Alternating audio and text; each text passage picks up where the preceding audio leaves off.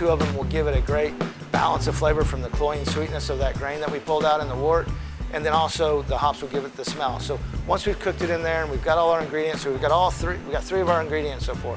Then we're going to take that hot wort liquid with the hops and the juice in it, and we're going to transfer it into a fermentation vessel. If you've ever seen a brewery, those are those big vessels with the cones on the bottom of it, and we've put yeast in the bottom of that. So an active cultured yeast that we will pump this beer. We'll drop the temperature down and pump the beer into the bottom of that yeast, and it fills from the bottom up. It mixes this yeast in there.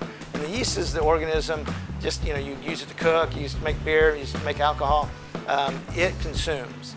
And what it creates in its job that it takes about 5 days to do as it falls down through that beer is it consumes the sugars and proteins and reproduces and makes alcohol and makes CO2. So it naturally carbonates from that yeast that's in there as it falls down. We actually double the amount of yeast every brew and take a yeast, the pitch of yeast, and transfer that, and we'll make the yeast that made that beer, which is kind of neat. We'll do up to about 11 generations of the yeast before it starts to deteriorate, and we get fresh yeast in there and start a new family of yeast and a new strain of yeast throughout the beer. But that ferments in about 5 days. You can see the beer bubbling and all that activity gone, and then we'll drop the temperature down, put that yeast to sleep.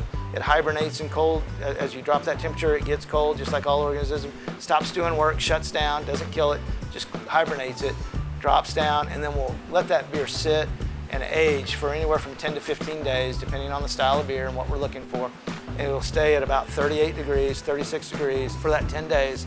And then after that, we take it and we filter it, put it in our Grundies, add a little bit of carbonation, because Americans, we love our beer cold and we love it carbonated. So we're serving Americans, we're gonna make it cold and carbonated. We'll fill all that up, get that beer ready and carbonated in the style that we want, and then go straight from those Grundies either into a keg that we ship to one of our Bricktown breweries or straight out of our taps here downtown Bricktown.